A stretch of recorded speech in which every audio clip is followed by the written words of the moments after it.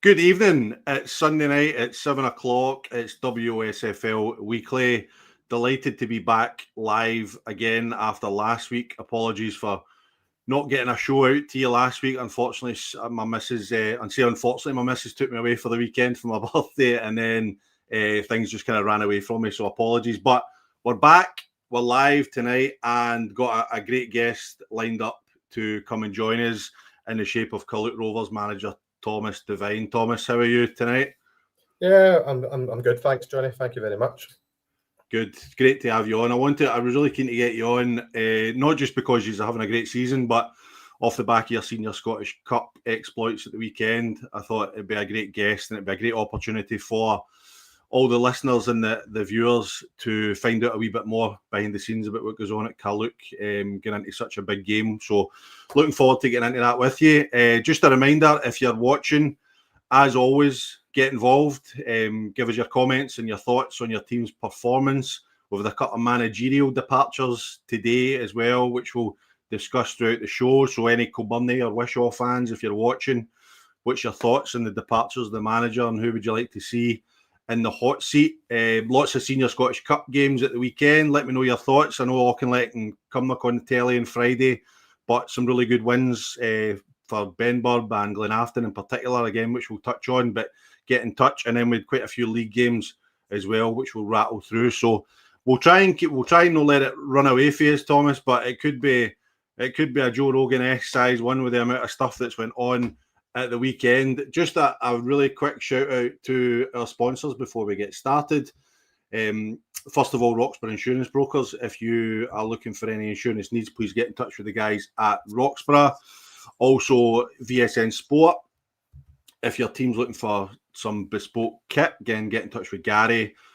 Phone numbers at the bottom of the screen. I noticed Gary was down at Troon yesterday. They've got their new VSN kit, which was looking great. Richard Henderson, the secretary from Troon, got in touch to make sure I gave them a shout out, and the kit's looking great. Although, and I didn't want to say this to Richard on the thing, but as you know, I'm an ex-Troon player. Troon's probably my club, if you like. It's 4 spells there as player and then 1 as manager.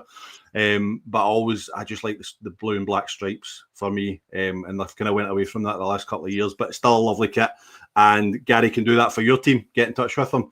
And finally, GLA chauffeurs. If you're looking for any chauffeuring needs, any executive travel, you see the guys at the Ryder Cup tonight. Hopefully you're not watching the Ryder Cup. It's done anyway. You should be watching us. But if you are, you'll see them getting into their fancy motors after the game. If you're looking for something to take you to and from the golf course, then GLA chauffeurs are the guys to get in touch with. If you're watching live, please hit the like button as you're watching. It takes 2 seconds. If you're rewatching, hit the like button, hit the subscribe button to the Pyramid Promotions channel.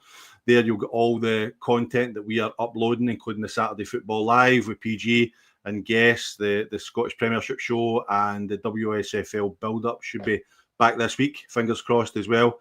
And if you want to help us out by becoming a member, you can do. It doesn't cost a lot of money, and it's very much appreciated. And finally, if you're listening in audio form, please rate and review on all good podcast networks. Okay, Thomas, we'll get stuck right in. We might as well just start right at the very top. The Scottish, I felt a bit awkward about putting Scottish Cup on the ticker because they take enough money off me every month, and then here I'm giving them free publicity. But talk about you guys, 4-0 against Gretna. How was it? Obviously, the result is a sore one. I don't think a 4-0 is really a fair reflection of the game. It was pretty even.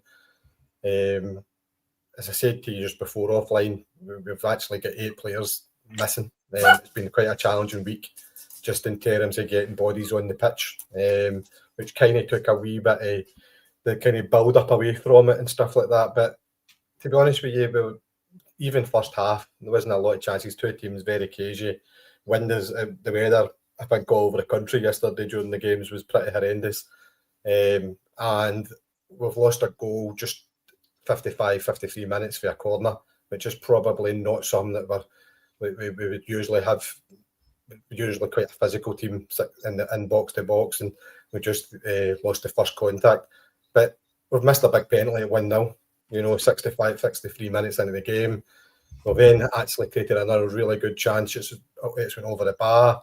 And the second goal probably comes a couple of minutes after it. Again, for a long throw, second phase of a long throw. So I think at 2-0, we're still in the game, but the game's petering out a wee bit. And the third goal's a 30-yarder. It's a really good strike. The boy actually in the middle of the park for them was excellent. He scored 3 goals. And then they've scored with the last kick of the ball. And it's a free kick just for the halfway line, caught in the wind, and again misjudged for the very rarely you get a mistake for Gary, but it's just a wee misjudgment. And as I say, the game was done by that point anyway. But I think for us, it's just a wee bit gutting because all week and getting into the build-up of this, we really fancied ourselves, and we just probably just didn't have the bodies, and the game last week probably took its toll on us as well. So I think it's just a wee bit gutting for the guys. I was really proud of them because, again, we were stretched to the limit, and for 65, 70 minutes of the game, we gave ourselves a really good account. Brilliant to see so many people out for Carluke. I think there was about 200 there, which is mainly made up of Carluke supporters. So hopefully they've seen enough in terms of what we're trying to do at the club to keep coming back and stuff like that. But it was a great day. It's great to be involved in it. It's the first ever first round tie in the Scottish that Carluke have ever been involved in.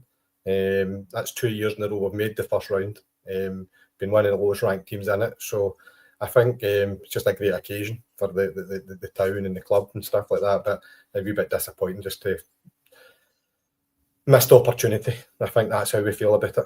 Real missed opportunity. Yeah, and it's always disappointing when that happens. How has the build-up been and stuff like that? Because obviously it's a massive. You said that's 2 years in a row you've been in the first round, but I think even that as a 4th division club is a massive achievement. And does it feel different from your Scottish Junior Cup, your South Challenge Cup? Does it have that special feel about it? It really does.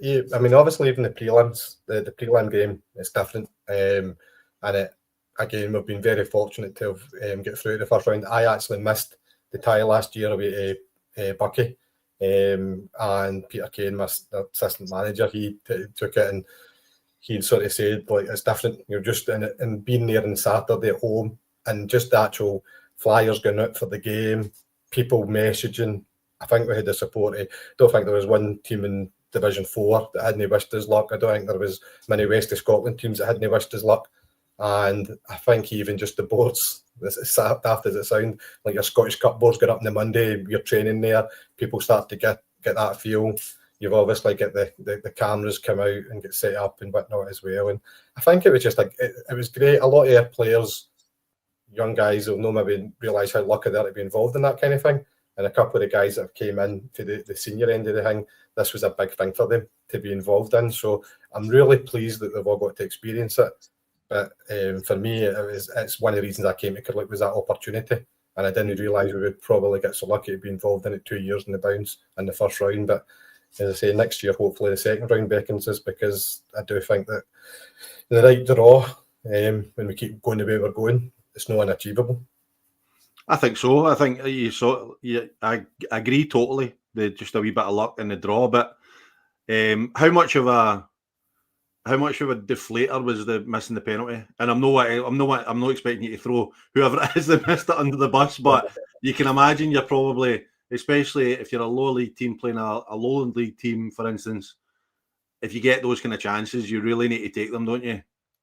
Yeah, but I mean, as like we lost the week before, we lost in penalties to Auchinleck, obviously, as well, and penalties just don't seem to be our friend at the minute. But it was a good penalty. It's in the bottom. The keeper's made a good save. I think if you've went up and you've not had a good penalty, but the keeper's made a really, really good save. And again, it wasn't like at that point we had another chance. The second goal's a deflator. The penalty, obviously, you get it. It maybe gets you a wee spring in your step, and certainly wouldn't have ruled us out. But again, that probably even the legs and the tiredness the last 15, 20 minutes, and then bringing players off the bench who have only trained once or twice with us, and then bringing boys that are probably making their first appearance of the season was probably we would have maybe had a wee bit of bit between the teeth, and you never know what you go with. But I think we were really up against it, probably just with everything that had happened in the week. So I don't think the penalty didn't obviously help our cause, but it wasn't the defining factor of the tie. As I say, Nicky's had a good penalty, and the keeper's made a really good save. So can't really say anything about that. But penalties are certainly penalties aren't helping us at the minute. So plenty of practice on Monday. No, definitely. I think you're right. I always say you can never really complain. If they hit a target, if players hit a target, you're like, right, okay, it's a 50-50, but you kind of put your minimum expectations on that, don't you? Just to touch a wee bit on your season as a whole, Thomas, before we'll go into the rest of the results. You'll notice in the ticker that I've only included results with teams in the west of Scotland, but talking about your season in the whole, it's been a fantastic start to the season for you. I don't know if you know this, if you saw the previous show, but I tipped you to have a really good season because of how well you finished last year with 4 wins in the bounce.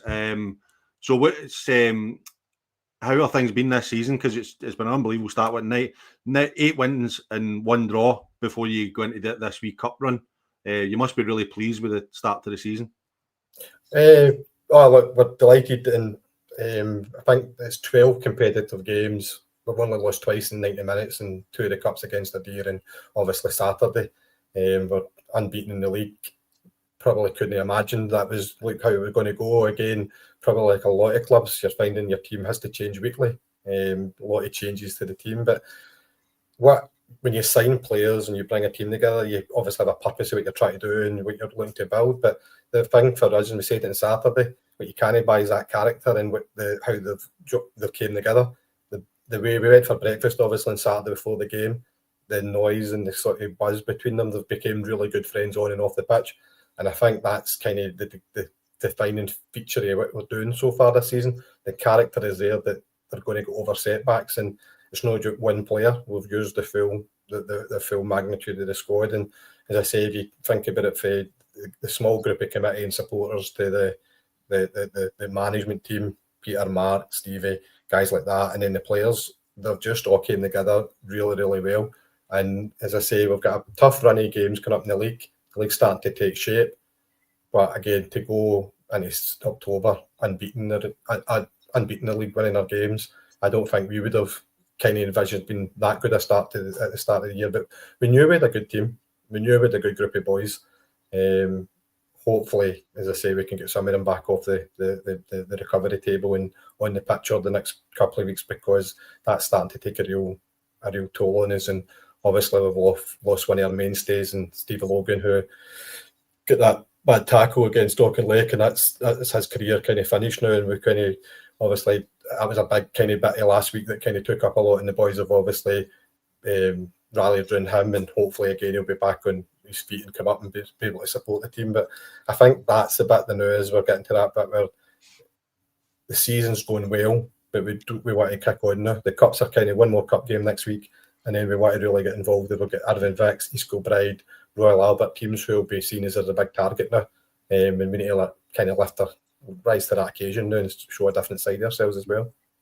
I was going to mention actually, Stevie Logan. I noticed that you guys have put together a GoFundMe to raise a bit of money for Stevie, which I think is now sitting about just over 2,500 of a $3,000 target. So if you can support in any way, then go into the Carluke social media and you'll see it there. I'll maybe see if I can even get PG to put a link to that in the description box of this episode if we can. But that would be great if we can support. But I suppose, playing devil's advocate a wee bit here, Thomas, with you, right? So you've had an amazing start to the season in the league with 7 wins from 7, and then you go in this wee cup tie where things maybe don't go where things maybe, I know you drew against Talbot, which was a fantastic result, but you losing penalties, you lost Saturday, lost by Ardea, you play St Roch's next week, which is going to be a really tough game. How do you make sure that you're playing games against teams that are higher divisions, so nobody's expecting you to go and win these games, but how do you make sure that the boys don't lose focus of how well they've done in the league because they're maybe suffering a couple of defeats in the cups? Like, I think you do worry about that. Obviously, the momentum is there. You want to keep that momentum going in the league, but I think probably I'm looking at it the different way is that potentially this is maybe not the worst thing for them. It's maybe that wee reality check in terms of we need to work harder, we need to get better at the things that we're seeing in these games. Now, nobody's expecting us to win these games. And again, we're giving a good account of ourselves across the piece, but it's in the wee things like you pick up against Talbot and Gretna where everything's done much quicker, throws are back on the pitch. And I think that gives us something to work with the players to sort of say, look, let's refocus and let's look at where we are, but let's take the positives out of the defeats. And I think, to be honest with you, such a good, honest group of boys, and like the group will deal with that, and they'll kind of get themselves back together. We're trying to manage. I mean, even if St Rock's next week, it'll be about really trying to manage the squad in terms of injuries and getting players back fit for the Irvine-Vix game, because again, the league is a priority for us, and what we really want to do is obviously get this cup game not out of the way, but get through this wee period of cup games and get back into the league. But I don't think we'll have much of a problem focusing them. I think they're really kind of resilient, and they're really up for trying to extend what's already been a good start to the season. Aye, brilliant. Okay, mate. We'll touch on a couple of the other games in the Scottish Cup. Did you manage to catch the Auchinleck Cumnock game on Friday night? I did. I thought it was quite a good advert for the level. Obviously a good crowd and atmosphere at the game, but I thought the actual on the pitch it was very good as well. And Talbot done what Talbot do, isn't it? They found a way and won the game. But I thought it was a really good advert. I thought it was a good game to have on the TV.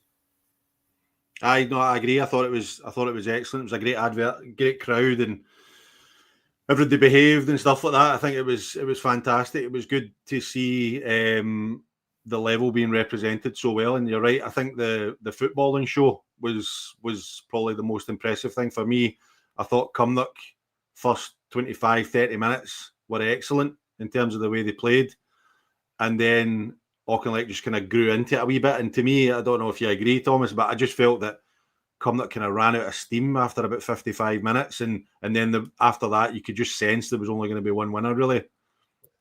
I think Talbot obviously lifted it up the game. I thought the big moment in the game probably for Cumnock would have been the one that kind of deflect the striker and it breaks in the box. And if they get that break and it goes in at 2-0, it's an uphill task for Auchinleck. But I think you're right. It probably then became a lot one-way traffic that last 30 minutes of the game. And I think once the equaliser went in, you were kind of fearing the worst for Cumnock in terms of could they get through to 90 minutes and regroup. And obviously, as I say, it was a late winner. But again, it's probably on the balance, it was probably deserved, because I think again Talbot really went through the gears at the latter stages of the game.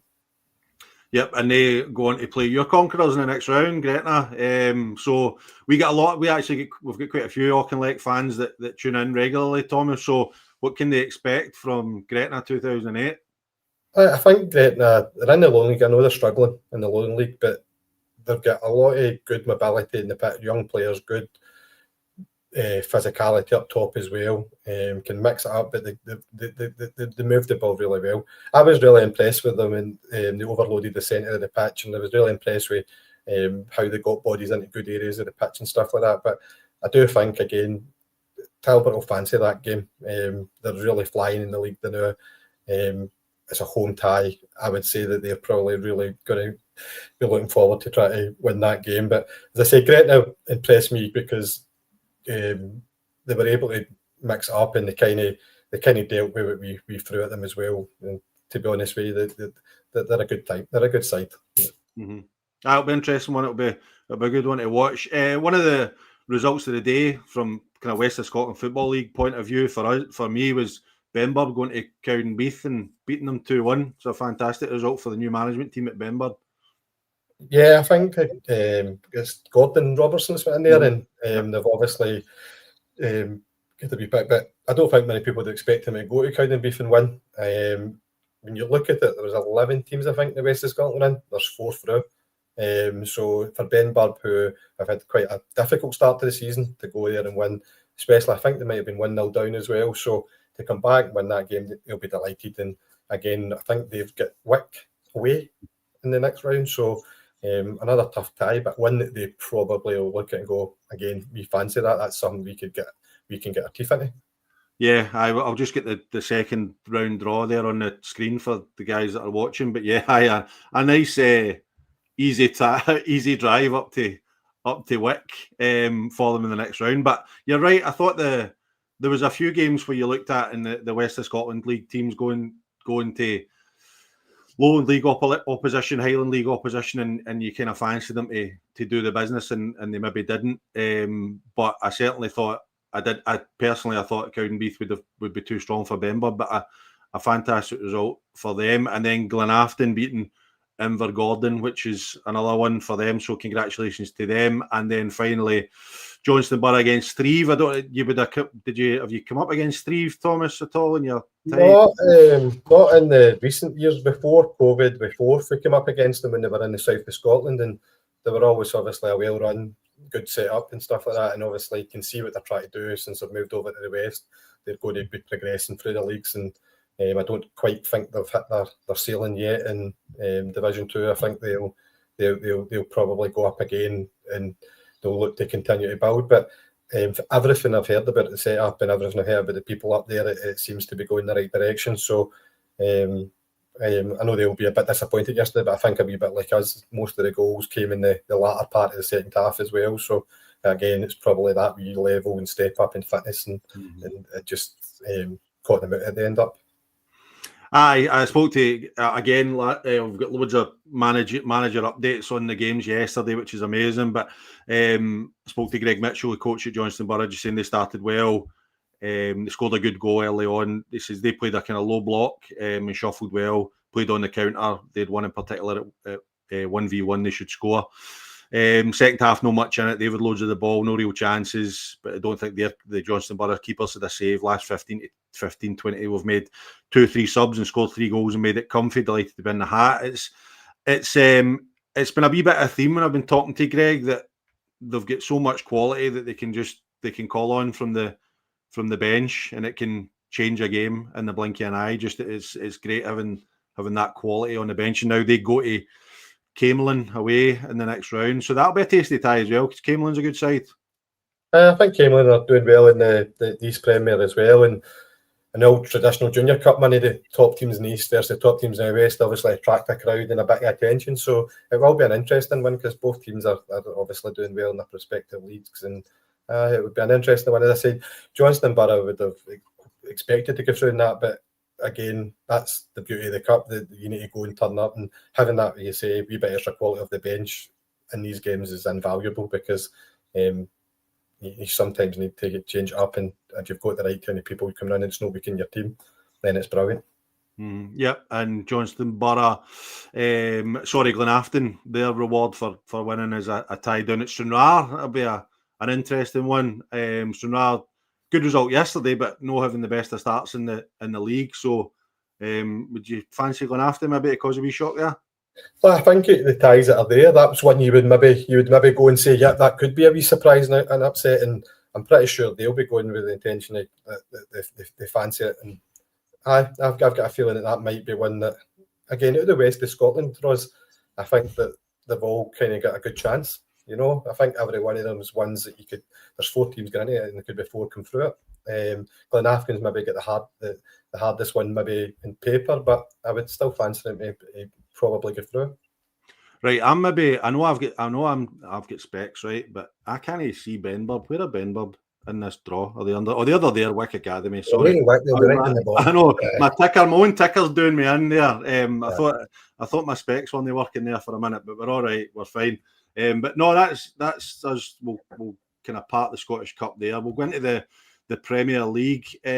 Thomas, first of all, I just want to mention to Largs, who had their first game under the floodlights at Largs, so that's good. Obviously, they're making progress to getting their licence, which is fantastic. I'll just get the league table up here, but I think Largs are a really interesting case for me, Thomas, because they maybe didn't have the start to the season that they wanted, but then you look at the league table and they're sitting up in 4th. Like the start of the season, you say maybe they're now up to 4th in the table.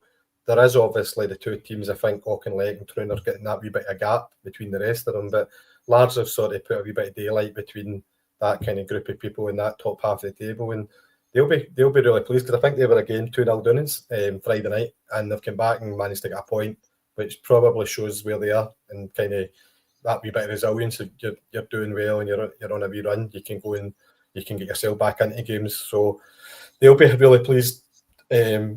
As I say, probably they've got a wee bit of breathing space now, and hopefully going to kick on a wee bit, because it is quite congested in that to try and get in that top 8 there.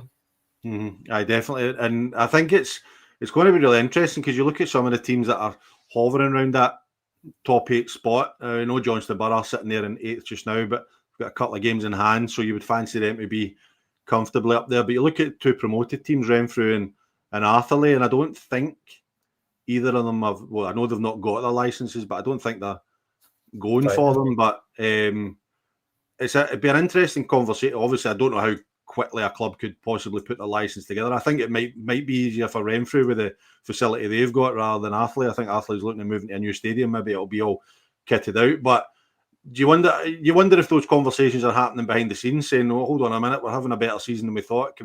Maybe we need to look into this just in case." Yeah, I wasn't there when Carluke got their licence. I was still at 4th at that point. But I don't think it's something. I think you would probably need a good run into it. I think there's quite a lot to go through and meet the criteria. But I do think of the 2 teams you're talking about, Renfrew obviously having the Astro and having the sort of that sort of structure, that it's probably a wee bit more achievable quicker for them. But as I say, from talking to people at Carluke and talking about people with the licence, I think you probably need a proper kind of run into kind of 9, 10, 12 months, something like that, to kind of achieve it. So I think if you've missed the boat, and even with your season going, you're probably not going to be in a position. And I know last season when there was a bit of talk about teams maybe getting defaulted in this season, there was clubs that had talked about how they'd already started the process. So I think that shows you where you need to be. If you've not started it before the season or the end of the season, you're probably going to struggle to meet any deadlines. And it would be a shame for teams if they're finishing in that top 8 and they're not there, because, as I say, you want to be moving up that pyramid. Mm-hmm. Yeah, I definitely. And I think just got a wee comment there from Midtown Sheriff, our good friend Kenny Young at the West of Scotland, just saying all the Premier League teams are applying apart from Atherley. So, great. That's magnificent. That's really, really good. Fingers crossed they all, obviously, they might not all achieve it, but it's a good bit of ambition shown by all the clubs in the league. Yeah, it's really positive, and it's probably the right way now things are going. And I think hopefully they all get them before the cut-off point. Aye, and you can imagine Atherley maybe not doing it because they're talking moving to their new stadium and things like that. So they'll probably get other things behind the scenes that they need to look at. But if Willie Dyer keeps getting them results, then they could be ruined the fact. Because that was a great result yesterday against a good Renfrew side. So another team, Troon, in the Premier League last game. I spoke a couple of weeks ago. I was at the last game where they get beat off Auchinleck quite comprehensively, and then they bounced back, and then they've went and done it again by taking care of Rutherglen, which I think is just a good solid 3-0 victory against a newly promoted side. And you play an established top level Premier League team against a newly promoted side. They just want to take care of business, don't they? And 3-0 at home, you can't really ask for much more. No, I think you're right. I think their only defeat obviously coming at Auchinleck, and then they've bounced back and they're showing that again, putting a wee bit of pressure maybe on Auchinleck by taking advantage of the cup game and getting back on level terms in the points. So as you say, you can only really take care, and it's 3-0. And I think any comments I've heard about the game, I think Glencairn's kind of side that they were sort of saying that it was well deserved for Troon, and they're probably a wee bit a level above with some of the other teams that they've played against and stuff like that. So it seems to be really positive at Troon now as well, and things seem to be going really well for them. So they'll be delighted with that. As I say, 3-0, no goals conceded. You can't ask for much more. Yeah, and no league games next weekend as well, which is a pain in the bum. So thank God we had some league games to talk about in the Premier League this week. So we've got the West of Scotland next week. Moving on to the First Division, Thomas, I think for me, I wasn't at the game, as you said. Conditions weren't great yesterday across the country for anybody, so I didn't get the chance to get out because I wasn't subjecting my 3-year-old son to that kind of weather watching the football. So, but following it on social media, I was watching the Ardrossan v Whitlett's game. Ardrossan 3-0 up at half time, and Whitlett's pull it back to draw 3 each. How do you think each manager? We'll start with Gavin Friels. How do you think as a manager, how do you feel after being 3-0 up at half time and not winning the game at home? Imagine probably raging would be the word. Gavin's raging raging if they'd won 4-0, so it doesn't make a difference. I've played against Ardrossan a few times. I think you're going at 3-0, you're expecting to go and see the game. And I think you regardless of what the circumstances you'll be disappointed. I think even just in the context of where they're in the league and they're doing really well in the league, he's probably 3-0 up, thinking we're going to kick on and go and win the game. And I think you're looking for positives, but you'll be disappointed with that. Yep, and on the other side, Graham Neal, I spoke to him, the Witless manager, this morning. He was just saying the same old story, really. They kind of give 3 goals through uncharacteristic errors, two of which come from safe possession on our part. A few harsh words at half-time, made a couple of changes, tweaks. Lads come out second half, get an early goal, and then they go and get it back level, and then in the end could have won the game. Good game for the neutral, which they all are at this level. But it just says story of our season so far. But again, we'll say our lads of great character and commitment. It is a great show of character to go in at half-time, 3-0 down and come back and get something from the game. But as Graham says, it's the frustrating part is that Whitlett seem to be putting themselves in that position time and time again where they have to do that. And that will run out eventually, unfortunately. Yeah, I think it'll be yesterday. It'll feel like points gained because it came back 3-0 down, and as you say, show your resistance. They'll be delighted with that.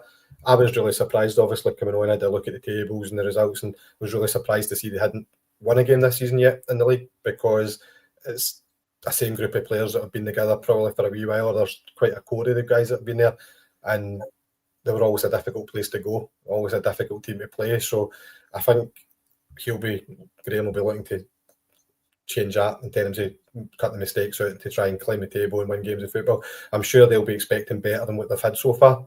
So I'm sure that they'll look to build on what they took out of Saturday, which is a brilliant kind of recovery if you're doing 3-0 at any time. And the fact that they've even maybe ruined the fact that they've not took 3 points because they've maybe even missed the opportunity to win it probably shows that there's a lot of ability in the squad and team. And as I say, hopefully things will turn around pretty soon in terms of some wins on the table. Yep, I definitely listen. Kenny's just corrected me on the YouTube comments as well, which is I'm always happy to be corrected or someone as knowledgeable as Kenny, saying there's 3 league games next week, and there's actually, believe it or not, I can't believe I've missed it. Johnston Borough play Auchinleck next week, so that'll be a cracker. Yep, that'll be a tasty one. Aye, so there you go. And Gartcairn actually play Witlets in the league as well. So I think last time it was 4 each. So they'll be looking for a bit of an easier result on that one. Speaking of Gartcairn, drawn 1 each with Peters Hill yesterday. I don't know, did you see this penalty decision, Thomas? I've seen the handball. The handball was definitely a handball. I don't think when you see it, there's many people going to say that it was the handball. How the I think somebody's kind of said the referee he's not getting a linesman. He's made a call. He's been, but it's a clear handball, and it would have been a red card. I think if the referee spots it as well. So there's plenty of things that they probably can feel a wee bit aggrieved about with that decision, but. It's a handball. There's no doubt. It's an absolute shocker, and as we said, I'm kind of loath to get stuck into slaughtering referees on this show because I know how difficult it is. And I was talking to somebody during the week who was saying that there's amateur games getting called off because they can't get referees and stuff like that. So I don't want to pile on, but they don't help themselves, do they? When you see stuff like that, it's. If you haven't seen it, go on our old friend Dak's Twitter. He's retweeted the video of it. I actually tried to see if I could pull it off and show it in the show tonight, but I'm not technically minded enough to do it. But it's just the fact that, see, the thing for me, Thomas, it's the sound, even the sound it makes like that. The ball doesn't sound like that when it hits you in the head. Now, maybe it does with me because I'm baldy and sometimes it sounds a bit of a slap when I header the ball, or I used to header the ball. But that boy had a good head of hair on him. And it's just, and he's got a great view of it. Do you know what I mean? It's not as if I was watching the referee's position to think maybe he was on like the faraway side, so he can't maybe see or whatever. But he's pretty much looking straight at it. It's one of the worst I've ever seen. I don't know what you think. I'm just noting that you've noticed how full a head of hair the guy in the line was. Must be a lackey hair thing to notice that. I never noticed that at all. But that's an interesting point. But no.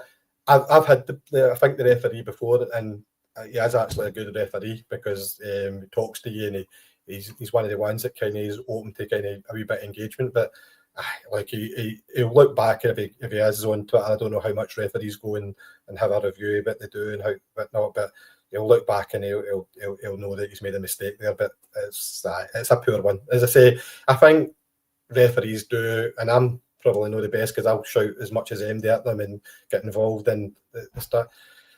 But it's difficult, and I think that's the bit that now we're getting a wee bit of disconnect with referees and managers and coaches, is that there's a lot of passion involved in football, and to try to curb that completely takes away a lot of what football's about. And I know there's a line you can't cross, and it has to be respect on both sides, but I think there's now some barriers getting put up to even that wee bit of engagement. I think that'll be a bad thing if we lose that. So I think that as a decision, I'm sure he'll look back and he'll know he's made a mistake, but it doesn't help because the game's done and there's 2 points lost there, effectively. I know. I did speak to Ryan McStay, the Gartcairn manager, and he did. We kind of spoke a wee bit about the decision and stuff, and he did say that the ref was brand new and approachable and stuff, and he was trying to explain it, but it's difficult when they've seen. Sometimes they just see something that's different, and if they explain it, they talk to you about it, then although it doesn't make it if you feel any better, you can kind of understand a wee bit. But he was just saying that he thought Peasy started well the first 10 minutes. Their goalie made a few great saves, and then Peasy go in front. But he says after the penalty, he just felt it was their heads went a wee bit, which I suppose they've got to try and keep their composure, you know. But they said they had most of the ball, but played into their hands by going long instead of trying to make them work on the big pitch and going wide. Really frustrating. Petershill did well down to 10 and should have been 2-0 up, but the lad missed an open goal. So a draw, probably a fair result. So fair enough to Ryan. He's admitting that a draw is probably a fair result despite what went against them, because there would be plenty of managers would just look at that decision and say that's cost them 3 points. So fair play to Ryan for fronting up with that. Yeah, I think it's an easy thing to try and pin it on losing a game or not getting the result because of decision, but it is 90 minutes, 90 whatever plus minutes we play, and I think we all kind of focus on the mistakes, these things, but fair play to him. As I say, I've heard the interview with Darren, the other manager, as well, and he was sort of the same opinion, and I think he talked about the difficulty sometimes when you play against 10 men. You maybe become that wee bit more keen to get the ball forward, and you can maybe go a wee bit too direct at times, and it seems like they've maybe just got themselves into that chasing the game because they've got the extra man, and point sounds a fair result. Mm-hmm. Yep, and another one that was apparently a fair result according to the manager was Vela Clyde on 2 each with Rob Roy. John Hughes just saying they played well first half, and they had a couple of chances, and they lost one from a great strike from 25 yards, and they kept going, made 2 subs to go, and another 2 subs with 2 minutes to go, one being Tiger lost, and they get equalised on the 93rd minute. So John's obviously bigging himself up there with substitution coming on and getting the equaliser in 93rd minute, but says the boys have kept going and never gave up. The point was the least we deserved, but a draw was probably a fair result. So another good point for Vela Clyde, and them now sitting up in 8th. It's been a real positive start for them. Yeah, John will claim that as an inspired substitution, and so he should. We want an assist. We don't get credit as managers when we do the kind of things. So no, I've seen the Vela Clyde obviously the last couple of weeks seem to have picked up, and they had a great win away to Nielsen, and then they had a good cup win against Gulsayth, and it probably was important that they got that goal, and sort of kept that momentum, and it's good to see them in the top half of the table. I know for the last couple of years they had quite a core of players, and then they've sort of brought in maybe a few this year, maybe younger, and kind of try to kind of develop the squad a wee bit. So I think it's took them a wee bit, a couple of games to get to where they want to be, but it's good to see them picking up, and John works hard at his job and that, so it's a good thing to see. Yeah, absolutely. And just before we move on, just touching on Kilbirnie, disappointing result for them, losing 2-0 at home to Lanark, and then it was announced today that Colin Spence and the guys had stepped down. Are you surprised at that one, Thomas? The guys leaving? It's really it's difficult. I've seen that they'd obviously started. The results have tailed off, and I think they've lost they narrowly get through the 2 cup games against BSC and Cali Locals, and obviously the result against Lanark's a disappointing one for them.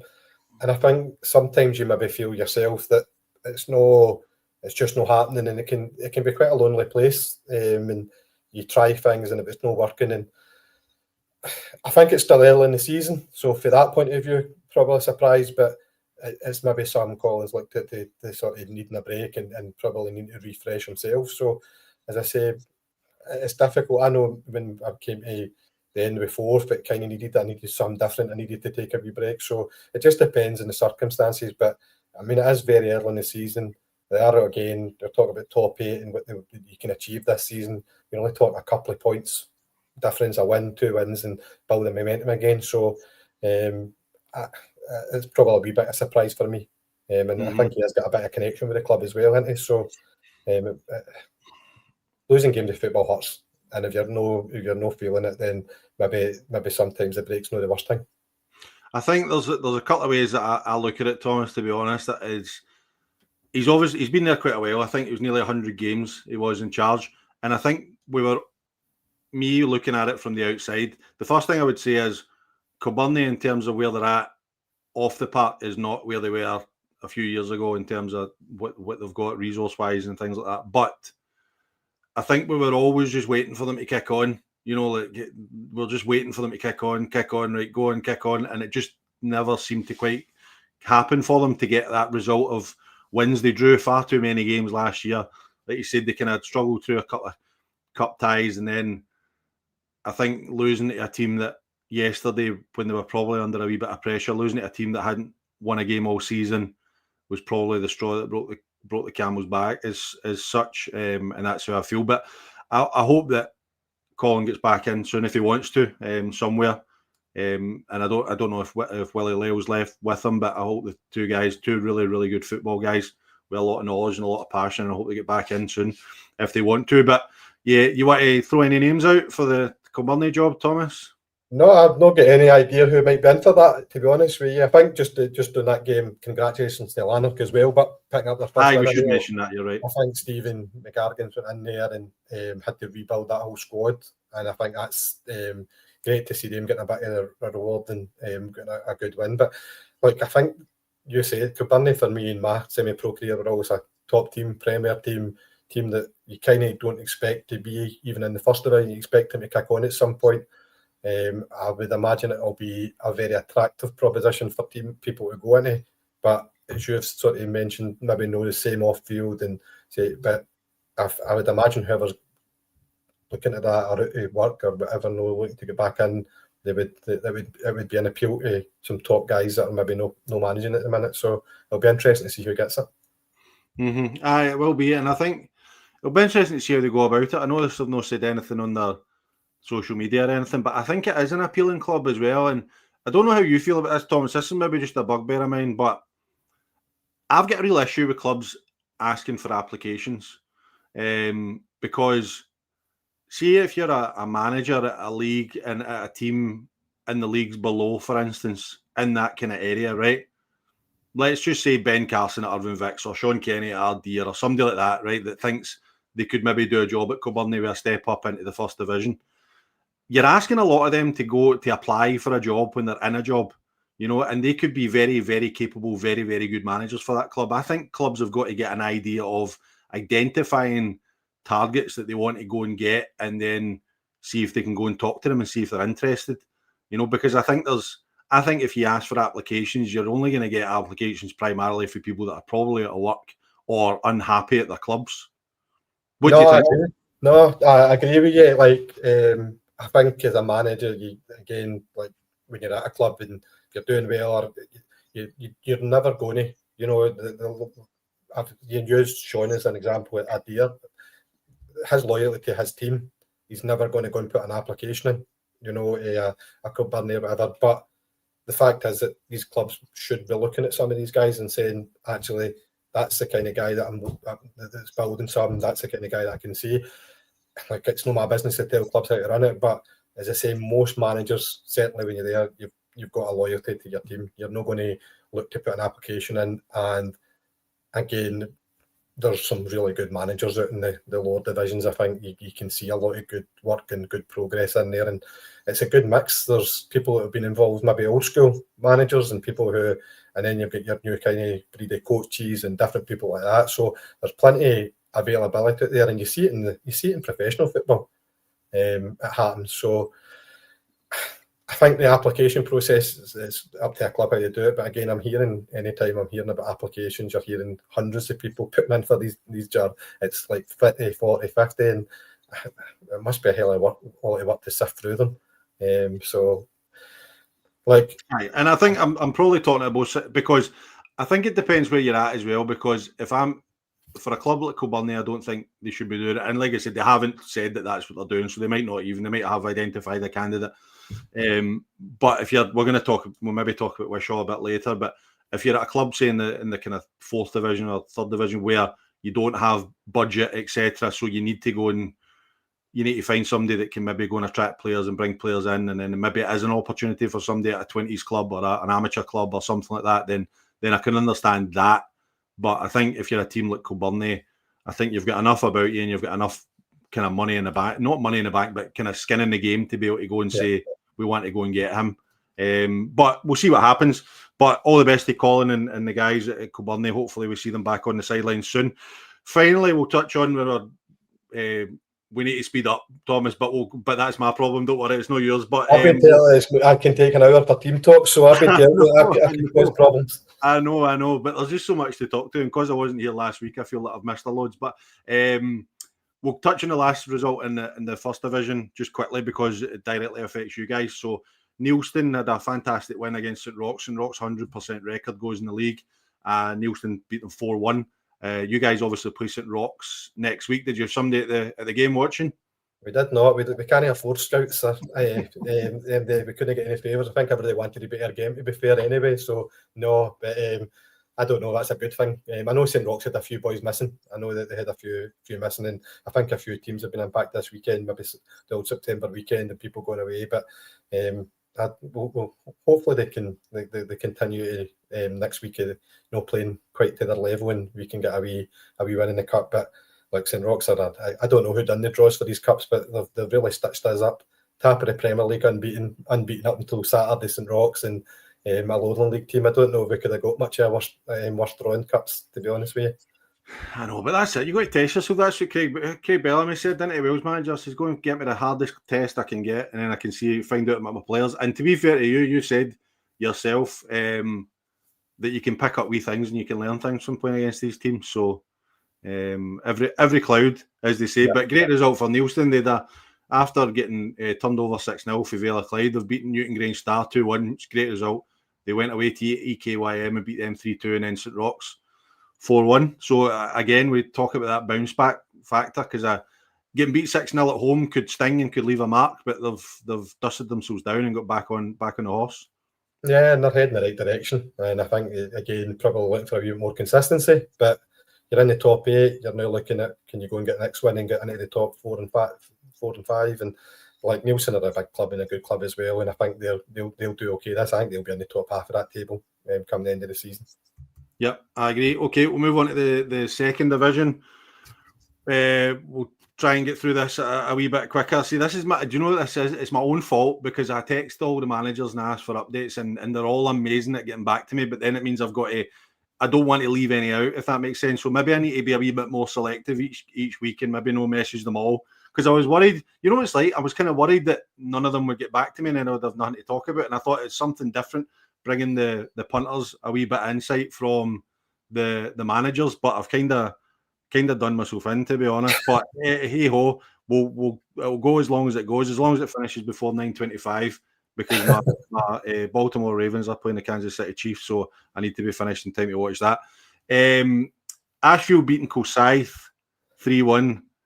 Another very contentious refereeing decision. I don't know, did you happen to see that one? I've seen that one. I don't know if you've obviously, but that's never a goal, is it? Again, it's hard. The angle's maybe not perfect, but if I'm a referee, I'm not getting that as a goal. I don't think you can conclusively say that's crossed the line, and I think that made it 2-0. So I think Kilsyth have slowed it up, highlighted it, but it doesn't look like a goal to me. Does not look like a goal.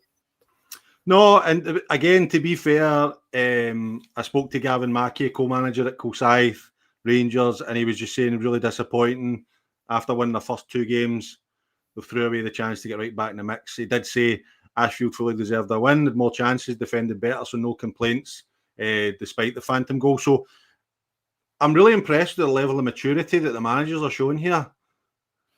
Yeah, I'm not sure I would be. I think I'd be throwing the referee under the bus, but no, like they're at the game. They obviously the balance of play. That's what they've seen, and you're right. It's quite nice for them to come out and sort of make sure Ashfield get the credit they deserve as well, because Ashfield, again, first victory of the year. I know they've probably been frustrated with the start to the season, so for them to take away the doubt about the goal and sort of give them the credit that it's due, that's good, because there's nothing worse than winning a game and then getting it turned over into something that it's no. So that's really good of Gavin to kind of come out and say that.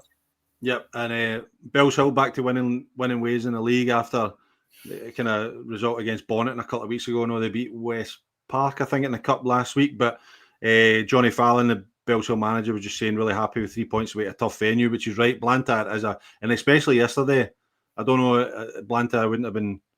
I don't know if it'd be as bad as Carluke, to be fair, with a win, but it can be pretty bad. I think it's bad press for this win, by the way. I talk about it all the time. Everybody laughs at me because I always talk about it, because the only 2 or 3 times I've been there, it's been like a hurricane. But Jonny was just saying the first half they were excellent, should have been more in front. Second half was a professional performance, get the job done. Blantyre scored their second with the last kick of the ball. Considering they hadn't lost the game, delighted to get the 3 points. And I think that's a really important point, because we were looking at those teams that are still to lose games, and Bells Hill obviously have lost one, but it was a really tough tie for them. So really important for Jonny Fallon and Bells Hill to get another 3 points and keeps them 5 points away from 3 at the top of the table. Yeah, they bounced back for that defeat, as you say, and to be honest with you, their squad just probably looks on paper the strongest squad in the league for me. I know that a big mate of mine was in trial, or was playing as a trialist yesterday with them, and if he joins them, it's only going to add to their strength in the squad. Blantyre, Ross, they've not lost many games, and he'll be disappointed probably to lose that game, but they're well in the mix as well. And as I say, Bells Hill look really strong. The 2 strikers, 3 strikers they've got up there that will score lots of goals. Who's your mate? You giving us a scoop? Cannot. They named him in the team. They named him in the team lines. It was David Donnelly was named in the team lines, so he was my captain at 4. Right. Okay. And I know that they're keen to get him signed, so we'll see if that happens or not. Good. Well, hopefully done well and he get an extra £10 a week or something off Jonny, and Jonny will be raging that we've bigged them up on the show. Kilsyth Athletic, good result for them, 3-2 at 4th. I spoke to Aaron Connolly, just said they felt they deserved it over the course of the game.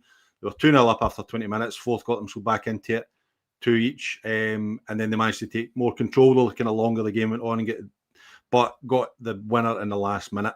Great way to win a game, as you know, down to bare bones with 4 under-20s in the squad. Is it the best? Is the best way to win a game, isn't it, scoring in the last minute? I think a last-minute winner is always good. I'm gutted for my old club 4th, obviously. They just kind of seem to buy any luck at the minute with injuries and different things like that. But for Kilsyth's point of view, 2-0 up, you kind of get clawed back into 2 each, and then it's obviously been a quite tight game. But last-minute winner, you can't beat that, and that'll feel a wee bit extra special for them. Mm-hmm. Yep. Greenock go to Lark Hall, which I think is a great result for them, going there and winning 3-1. Gary Fleming, Greenock manager, was just saying that it was a great win on the road, a tough venue. Turned out how he expected. They were direct, physical, aggressive. Boys stood up to the challenge. 6 changes for the team that beat Cumbernauld Hall the week before. 3 forced and 3 that he wanted to freshen up, which could have come back to bite us. But the squad's depth for players in and out is great. So confident in doing that. And I think you touched on it earlier on with the squad. It's so important if you have that squad depth, and it sounds like Gary's got a good level of that at Greenock. Like, I think right now, I mean, we at one point we had 24 signed players, and we were still only putting 16 in the bench, 16 in, and that's probably where we've been. And I think modern semi-pro football, you're losing 2 or 3 every week to holidays, stag do's and different things like that, and then a couple of injuries and you're struggling. So I think the benefit of having under-20s to pull in, or having a good bit of squad depth where they can come in and replace MD, then you can see the teams that are doing well are kind of the teams that have got that kind of depth in their squad as well. But Greenock done us a big favour and gave us a couple of loans this week as well, so I need to give him a wee shout out, because it was dire at one point in the week where we were looking for fit bodies, and they gave us two lads that have come on and got a wee bit of game time yesterday, and hopefully help us out again next week. Good. And just touch on Les Mahago beat Cali Locos 5-2, remain unbeaten in the league. I think Les Mahago, maybe the under the radar club at the minute, with Daryl Meikle and the guys up there beating Cali Locos, and Maybole get a really important victory beating Cambuslang 2-1. Okay, we'll get into the third division. Game of the day for me was probably Ardea versus Dalry. Dalry were 3-1 up at one point and get pegged back and get beat 4-3. I spoke to both managers, so this is great. These are the ones that I do enjoy when I get to speak to both managers and find out each manager's thoughts in the game. So spoke to Chris Wilson, the Dalry manager. He says they played really well. He thought they were the better side, scored some good goals. 2 big pen shouts, but that's what you get. If we pull it out every week, we'll be fine. Credit to Ardea, who went for it at 3-1 down, but they have to be better defensively. Is how he's approaching it. And then Sean Kenny just messaged me just as we started here, just saying it was a massive 3 points for us yesterday in a game that they were second best for about 70 minutes. Previously, we would have ended up losing 5 or 6, but to go 3-1 down and then come back and win 4-3 against a very good team says so much about the character of the boys. Nowhere near the level of performance we're looking for in the first 70 minutes, yet one of the most pleasing 3 points in his time at the club. It's interesting, both managers seem to be in an agreement of who was the better side, etc., how the game went. But from Sean's point of view, I don't know if you've ever felt like that, Thomas, but he says it's one of the most pleasing results he's had, but he was raging with the performance levels. Like I think there's games like that, and I heard his interview, and what he said to you is basically what he relayed in his interview. But to be 3-1 down, not playing very well, or not playing as well as you would like, to then come back to win 4-3 and dig in, and again probably just winning a wee bit differently for what you would want to expect. I can completely understand his sentiment, the resilience and character of his team. That shows it, when you can do that, and I'm pretty sure he'll be delighted, and he knows he can play better. So they're doing really well, and they've picked up even more in the last couple of weeks again. So he'll be really pleased. I think the last goal was direct for a corner as well, which it's probably a wee bit unusual to score that way with a winner, but you take everything you can get, and 3 points is 3 points. Yeah, no, definitely. And I think both those clubs will be nailed on for that top 8 spot. It's actually, when you look at the table there in front of us, it's so tight from kind of 10th upwards probably, but Port Glasgow sitting top of the league. We all thought they would have a good season after getting promoted, going down to Kello, who come up with them last year and winning 1-0. I think that's a great result for the Port and gives them a wee 2-point gap at the top of the league, but it's been a great start to the season for the guys. Yeah, it was a penalty, I think, the winner as well, but Port, Knightswood as well, and the two of them were the standouts in Division 4 last year. And I don't think it's any surprise you can see them at the top end of the third division. It's good to see Kello in the top half as well, because again, they done really well last season. But Port Glasgow just get so many different options, especially at the top end of the pitch. I'd be surprised if they weren't in the top 3. Like, they would be my kind of pick for maybe winning the league, just with what I've seen.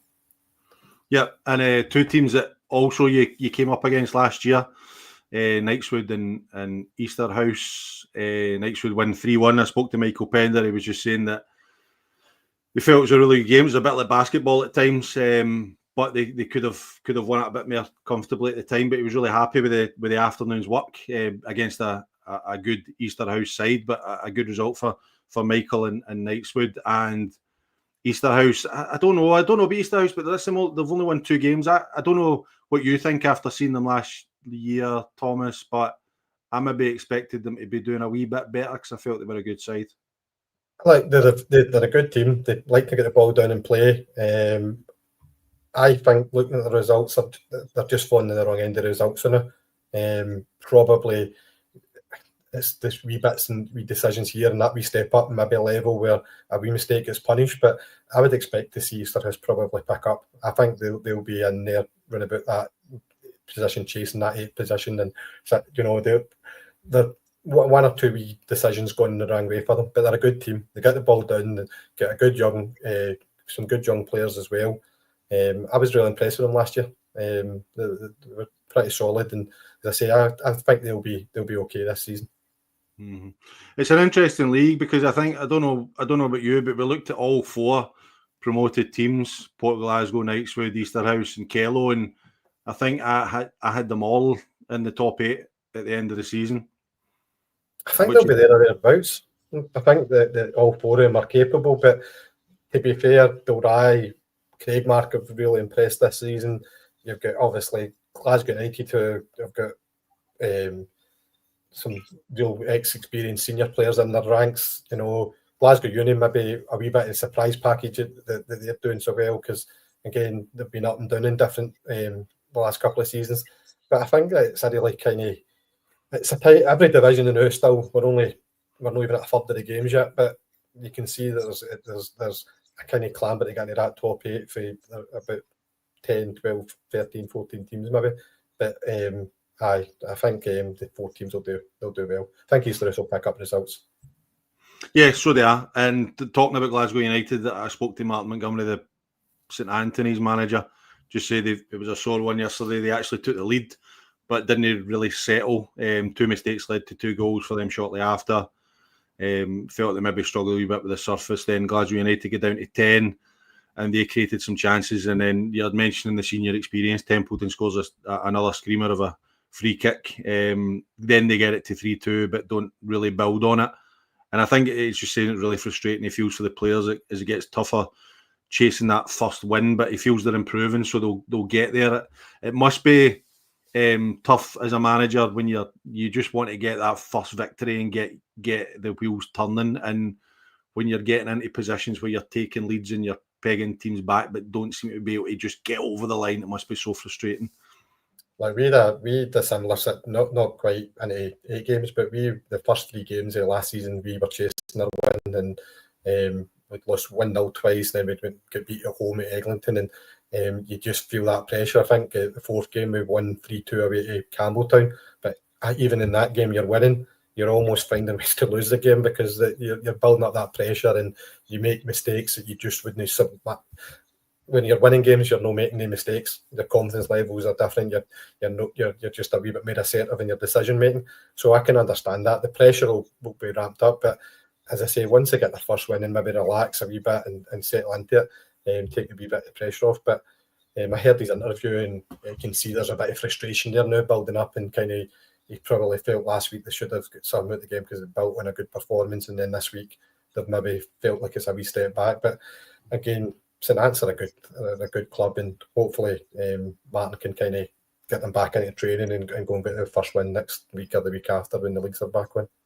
Yeah, and then just finally, just touching on Girvan, who it just shows you what a few wins can do, doesn't it, Thomas? Because that is they maybe had a sticky start to the season, then they get a good result at Craigmark, they draw with Lugar, they beat Glasgow Persia, then they lost to Glasgow United, but then they beat Finnart yesterday, and then leaves them sitting just within touching distance of that top 8. And I spoke to Dino, and he was just saying the conditions were horrific, as we know, all round, and it meant they had to change his kind of game plan, etc. But really pleased with the result. Really, really happy with the performance of the boys. Finnart went down to 10 men pretty early doors, and it really affected them. But they've just got to do what they can do and win the games. But it just shows you a couple of wins can really put you in the mixer for that top 8 slot.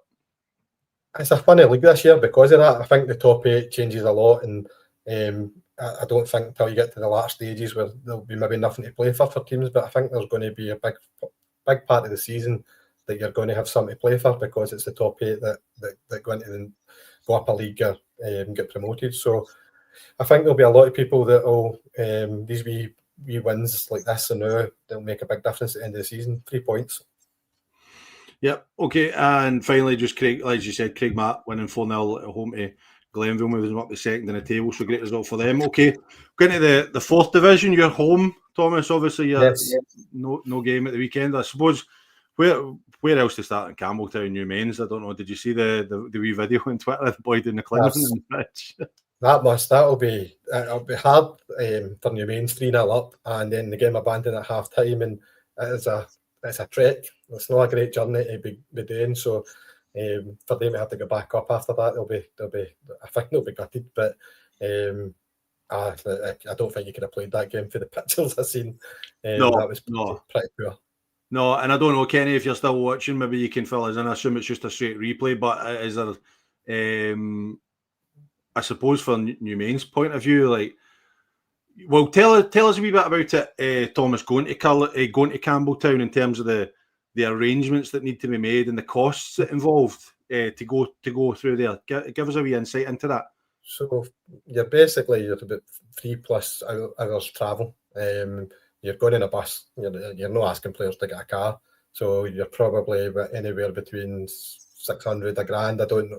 The club obviously deal with that, but then you've got players up at 8 o'clock in the morning. So I know what Air Club do is we stop off, we get breakfast for the boys, so that's a cost to your arrangements. So you're out of pocket on a bus, you're out of pocket on food on the way up, and the last wee while we've obviously had food on the way back as well, because you're not getting back to 9 or 10. So Carluke have done well with kind of looking after the players, but it's quite a substantial cost, really, when you think that you're not making a lot of money in your gates at home and stuff like that as well. It's a nightmare to go up once, to go up twice, and not being in a cup game for whatever, but it's that kind of bonus at the end of it, then it'll be a hard one to take for New Mains to have to go back up, I would imagine. I know, definitely. And I think sometimes we forget, probably because they're away out in the middle of nowhere, but Campbelltown's got that every second week, what you're talking about as well. So it's just must be such a fair play to them. A massive outlay for them. Kenny's just mentioning there, he's just saying it's not yet decided if a replay will be called, so maybe there'll be a decision on that one way or the other. But for Campbelltown, when you're just out laying out there the costs and the travel and stuff, for them to do that every second week, and sometimes in midweek at the start of the season, I think they did a game in midweek as well. It's an incredible commitment from them, and it's disappointing to see them not winning games, because I would just like that to see, and you don't get given anything in football, of course you don't, but I would just love to see that level of commitment be rewarded with some wins. Like, I know they've not got any wins so far. I'll be surprised, because again, anything we've been up at Campbelltown, anything we played Campbelltown, actually, they're a very difficult team to break down, very difficult team to play against. They've got a couple of really good young players, so I don't think they'll remain in 0 wins for too much longer. I'd expect to see them pick up results, but again, the more it goes on, the more difficult it becomes. And as you're right, the dedication for their players, and you're right, midweek games at the end of the season, it must be quite a cost to them as well. So I don't want to see them win against us, but maybe against East Kilbride Thistle or Daily Leave and Irvine Vicks or something like that. That wouldn't grumble too much. Aye, definitely. Speaking of East Kilbride Thistle, I think they've probably again, we talk about. I spoke I think I said about Les Mahago being a bit under the radar, and I kind of feel EK Thistle have been a wee bit of that as well. And Eglinton had such a good start to the season. For EK Thistle to turn them over 6-3 at home, really impressive. Yeah, I mean, Eglinton had only lost 6 goals or something like that in the games before it, so to go and score 6 against them is really impressive. I noticed that they've signed Johnny Branks for Les Mahago as well, who was a striker we had up at Forth, who done really well for us. So they've got plenty of firepower. Jake Hughes, Willie McLaren, players like that. They've got plenty of quality. So, I think there's plenty of teams in contention in Division 4, plenty of good teams. So East Kilbride are just another one. They are one of the teams, and I think we play them in a couple of weeks' time. So that'll be a tasty fixture. Mm-hmm. Yep. I spoke to Kenny Henderson, the St Peter's manager. I know you've played them. They beat Saltcoats 3-1. Kenny just said he was delighted to get 3 points. He was pretty honest. He said very poor game of football in terrible conditions. Boys had to dig deep. 13 fit senior players, 2 of them keepers, and 5 2007s making the squad makes it even better result. he really wants them to take maximum points in the next 4, and that's them got the first 3 on the board, which is great. But I think by the looks of things, they felt they were pretty comfortable getting into the game. But a good couple of wins recently for Kenny and St Peters. We find it really difficult to beat them at home. They've got they're very good. They're very good players in their squad, and I think they were very unlucky against East Kilbride as well. So they'll be delighted to get 3 points. Any type of 3 points for Kenny, he'll be happy with. But Kenny's a really kind of another good guy, honest guy, and for me, he's somebody that will be wanting to do a wee bit better with St Peters. We want to push him up that league, and certainly for my point of view, they were one of a real tough game we had with them, and I would expect to see them probably pick up more wins in the next few weeks as well. Mm-hmm. Yep. BSC lost 3-2 to West Park. I spoke to Barry McColgan. He says that BSC were 2-0 up. West Park had a couple of chances, but sloppy bit of passing for a goal kick, 2-1. Then it went 2 each, and then West Park scored early in the second half from good play, and then puts the ball across the ball, makes it 3-2. They put everything into it to walk away with nothing. Isn't what we hoped, but shows they could have went 4th with a win. But I think for looking at where BSC have come, the fact that they're disappointed losing a game against West Park compared to where they were last year shows the improvement in the club as a whole in terms of expectations. Yeah, we've not played BSC yet, but like the last season, obviously, it's night and day. It's night and day, and I think again they've got a good striker out for Knightswood, and they seem to have a couple of other good young players coming through, and Barry's done a good job there. And the fact they're sitting top 8 have already far exceeded where they were last season, and they're another one that's right in the mix, and seem to be improving every week as well. I know he'll be disappointed because I think they were in control of the game when he said that there's been mix-ups in the game and they've made mistakes, but as I say, I think they'll bounce back for that as well. Mm-hmm. Yep, and Rossfield drawing 3 each way. Irvine Vicks, it's a really positive result for Rossfield. I'd imagine Ben Carson would have been a bit disappointed in not picking up maximum points at Rossfield. And just a wee quick mention to Kevin Adam, the Irvine Vicks goal striker, that's him now, scored 200 goals for the club. Incredible achievement. Kevin, I actually played against Kevin, so that can give an idea as to how old he is, but an amazing achievement to score 200 goals for a club at this level is incredible. No, that's brilliant. We play Irvine Vicks in 2 weeks' time. That's our next league game. I'm hoping he stays in 200 for a few weeks. But like I've seen Irvine Vicks are brilliant with the highlights and the stuff they put online and stuff. And I've actually seen them obviously a few times over the last couple of years, and he scores different types of goals. You know, it's no one sort of type of goal. He takes his chances very early, so we'll need to be kind of aware of that for him when we play him in a couple of weeks, because he's a massive player for them. But 3 each at half time, 3 each. I think Irvine Vicks, they're scoring plenty of goals, but I think again, any interviews I've heard for Ben is talking about stopping the goals. So again, probably a bit of frustration that you're scoring 3 goals away from home and not getting 3 points, especially in such a competitive league that we've got in here. I mean, you look at the Irvine Vicks goals against is the 3rd highest in the league. You know, Campbelltown 29, Wishaw 22, and Irvine Vicks 21 goals conceded in 8 games. They are scoring plenty, don't get me wrong. So they've got, I think, 26. They've scored 26 in 8 games. So they're scoring goals, but 21 goals against in 8 games, when you're trying to get to those top level, it's difficult. And they'll be looking to win the league. I think that's the thing. I think there's a lot of teams in there with that kind of ambition, but Irvine Vicks will be one of them that are looking to win the league. So if they're dropping points because they're losing goals, that'll be a frustration. But again, it's very early on in the season, so if they can write that, then they're going to be really in the mix. And as I say, it'll be interesting in a couple of weeks when we play them. It'd be great. Where is it? Is it Irvine or is it? It's at Irvine. It's at Irvine. So we play St Roch's and we play Irvine up there. So right, okay. Well, I'll see where Mabel are, because that would be a good one for me to come and watch. I'd quite like to come and see that one. That would be good.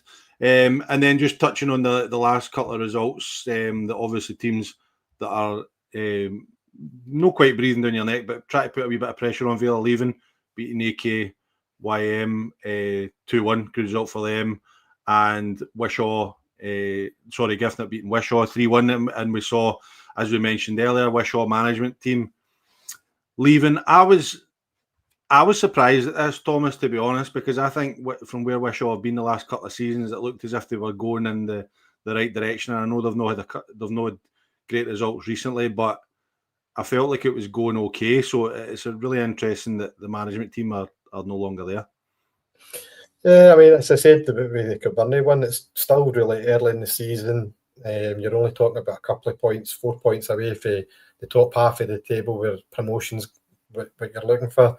I don't know what the ins and outs in the background. I know, obviously, big newly routs in there as part of the sort of recruitment sort of side of it, but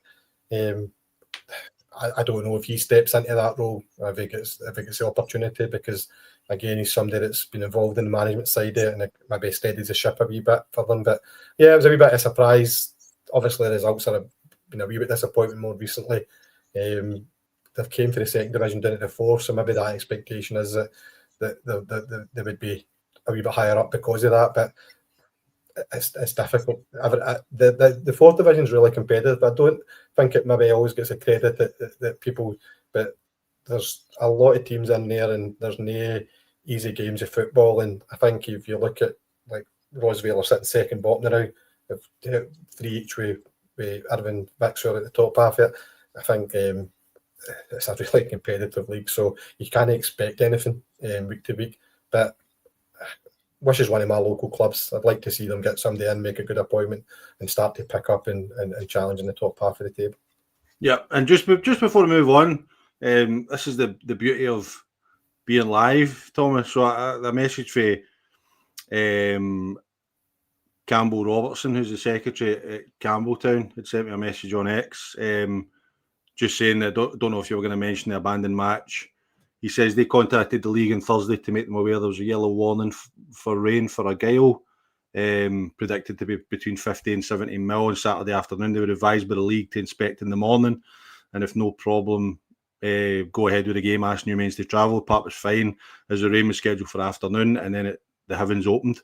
He's saying that they shouldn't have asked the team to travel such a long distance when Met Office yellow warning is in place. So interesting point of view for Campbell. I don't think anybody on here or anybody connected with us would be suggesting anything against Campbelltown with that. But I suppose when you're travelling these distances, do you have to take those kind of things into consideration? I don't know. Yeah, like it's probably a really difficult call. I wouldn't like to make the calls. No. I wouldn't like to be in a situation in Newmains knowing that was maybe the scenario travelling, but then there's quite a lot of yellow weather warnings and different things happen over the course of Scottish the Scottish calendar year, and there's been a lot of Scottish Cup games yesterday where travel been involved and stuff. So I think it's a really difficult one to get the right balance. It's really just I would put it down to it as really unfortunate because if they'd went up there and get through the 90 minutes, then it's job done. Unfortunately, that's not been the case. Aye, and I suppose it just shows the nature of the guys at Campbelltown where they're trying to take that into consideration because they recognise the travelling that's involved. But I suppose, as you said, we've had plenty of yellow warnings, amber warnings that don't really come to much. And I think sometimes the weather nowadays can be a bit overly cautious, probably saying that. But fair play to Campbell for getting in touch and just kind of outlining the story for me. So, okay, just before we go, guys, we'll touch on the Scottish Communities Cup, which there was 2 games involving West of Scotland teams, both teams going through. Drumchapel beating Thornton Hibs on penalties, 7-6 on penalties, and Muirkirk beating Dunny Pace 4 each, another cracker, get your money's worth at Muirkirk. I spoke to Ross Cusick, the Muirkirk manager. He said it was a proper cup tie, so many twists and turns. They fell behind early on, rallied, went 2-1 up, lost 2 goals in 2 minutes to go 3-2 down at the break, lost an early goal to go 4-2 down, and then the real goal last half hour to take it to pens and win. So we're saying earlier about scoring in the last minute, but coming back from 4-2 down to draw 4 each and then winning in penalties must have been a good feeling as well. And Dunny Pace are doing really well as well. So Muirkirk with a problem. That is underdogs, so it'd be 4-2 down, get it back and then winning penalties. It's a brilliant result. And to be fair, Muirkirk are one of the teams that seem to be improving year on now. So they're in a real kind of upward trajectory. So no, I'm really pleased for the two teams, for the West and through. Both have done a good job there. Aye, and even I don't know, we're maybe kind of jump back a wee bit, but even you're looking at Kilbirnie, like somebody like Ross at Muirkirk, that's, I don't know, it's, we've said it ad nauseum. There's plenty of really good managers out there at these clubs that could do a good job at stepping up and build. Not only that, but I think when you're looking at Kilbirnie with maybe not as much resources they had before, you look at somebody that's gone in like Ross at Muirkirk, like Sean at Ardeer, and actually built a club up from almost from scratch, to kind of be competitive and to win games and to get promotions, etc. That's who I think they should be. I'll not fight with Ardeer and Muirkirk. I'll let you big up their managers, but it's the right sentiment. There's lots of managers out there doing a really good job. I'm just using them as examples, just because Ardeer's just down the road and we're talking. I'm not what I thought with Muirkirk and Ardeer, but they're doing very good jobs to two of them. Yeah, I know touting the managers. I'm not touting anybody for any jobs. I'm just saying that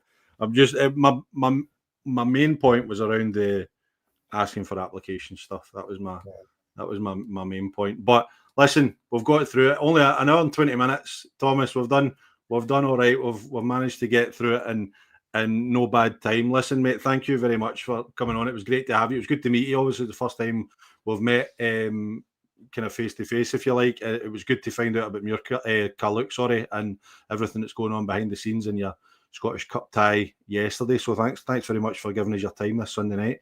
No, thanks for having me. It was lovely meeting you as well. And as I say, great to be on the show. You're doing a great job for the level. Brilliant. Thanks very much. And remember, everybody, if you are watching this video on YouTube, please hit the like button. Just do it now. Just click it. It takes 2 seconds and it helps us out a lot. Subscribe to the Pyramid Promotions channel.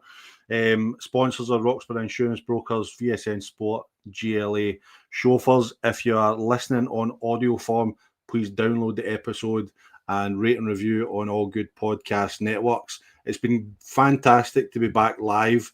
We've had a couple of comments just to kind of tie things up. My favourite YouTube username, Thomas, is Cycling Chainsaw Chap, who's an Auchinleck fan, who says he's going to donate to the injury fund for Stevie after the show. So that's good. No, I really appreciate it. I'm sure Stevie appreciates all the gestures and all the kind of messages he said as well.